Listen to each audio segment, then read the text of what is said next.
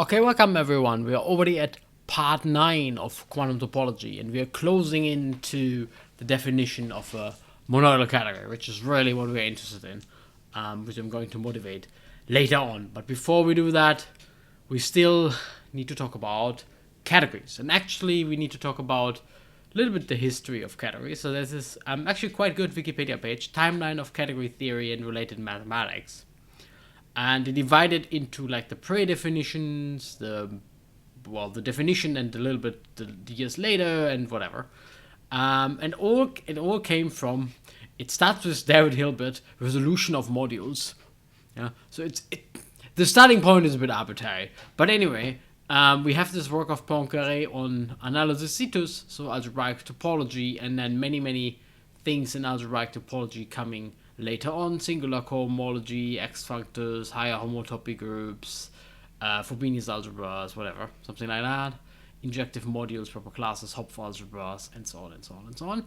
And eventually this motivated Saunders MacLean and Eilenberg MacLean to write down this paper, Start of Category Theory. So axioms for categories, functors, and natural transformations.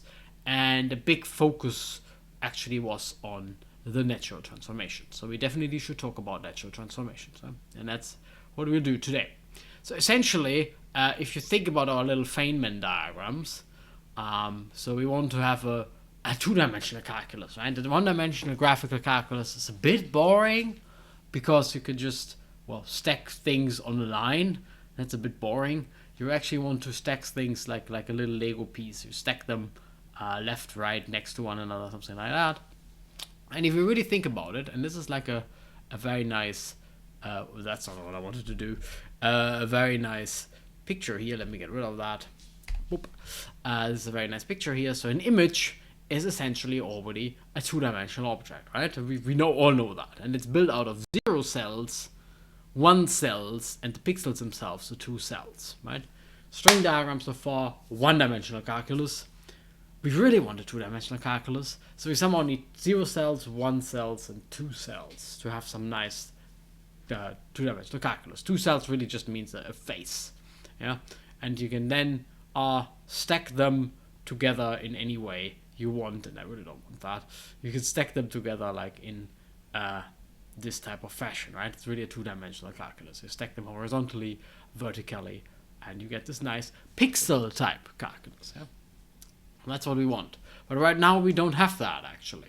So that's where this type of calculus comes from, where you decide to color the faces with categories.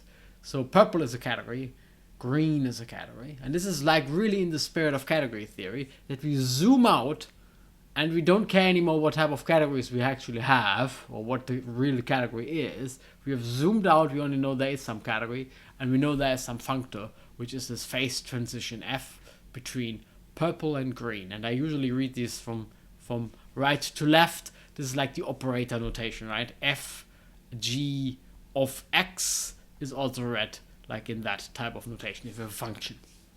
So my functor F goes from the purple category to the green category.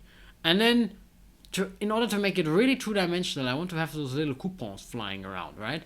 0 cells, 1 cells, 2 cells. 2 cells are categories. 1 cells are one-dimensional things, are functors, so I still need coupons, so 0-dimensional things, points. So they should be somewhere, and they should be like morphisms between functors, because look at my picture. Here's a morphism from H to I, right? H is a functor, I is a functor. So it should be a morphism between functors. Right? So that's literally missing for our two-dimensional calculus. And the motivating example is the double dual construction.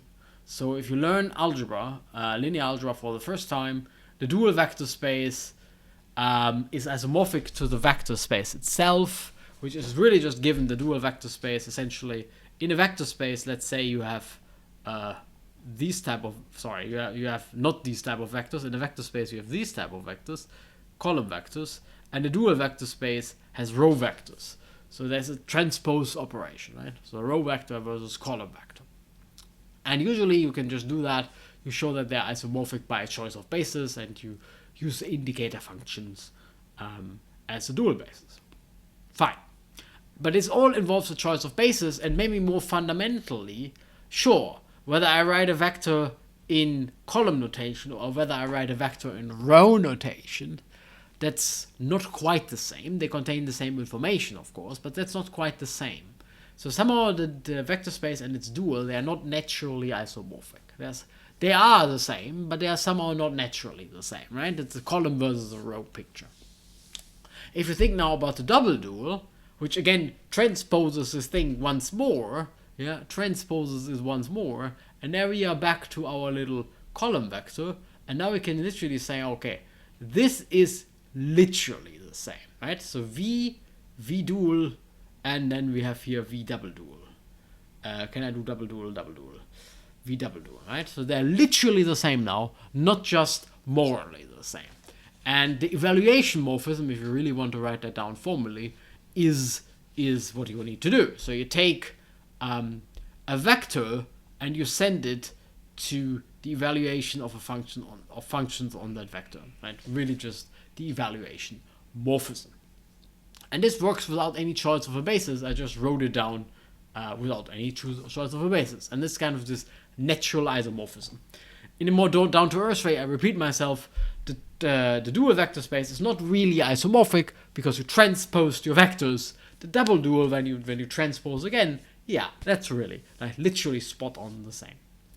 And the correct map is the evaluation, and you can think of this as being the identity functor on vector spaces, and the double dual functor on vector spaces are related by a morphism between those functors, namely the evaluation morphism. And that evaluation morphism is essentially an isomorphism.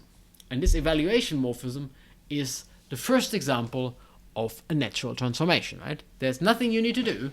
It's literally natural in any type of input form you can think of, and that's what makes a natural transformation. So a natural transformation is this funny square. So natural transformation between functors is you evaluate the functors in all objects and you get a morphism between them. Yeah, so points go to lines. So it's a natural square. So you have this type of picture. I usually call it the natural square. So here is my x from f from x to y. You apply your functor, let's say f, you get that thing. You apply your functor, let's say g, you get that thing. And the natural transformation is now filling up the square in between, right? And yeah, so arrows between arrows. That's what it really is. You could go on. You could have arrows between arrows between arrows.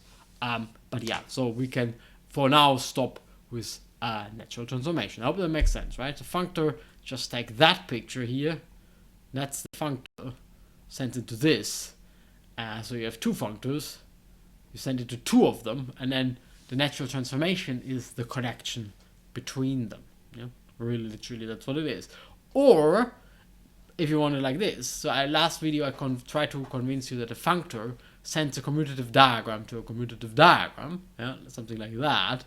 So now natural transformation should be one dimension higher, so it should be sending a commuting polytope to a commuting polytope. That's essentially what it is, right? Here's our little commuting diagram. Here's our natural transformation. Here's the one for G, and it really is this commuting polytope type picture now, right? So 0 dimensions the categories, 1 dimensions the functors, 2 dimensions the natural transformations, commuting polytope.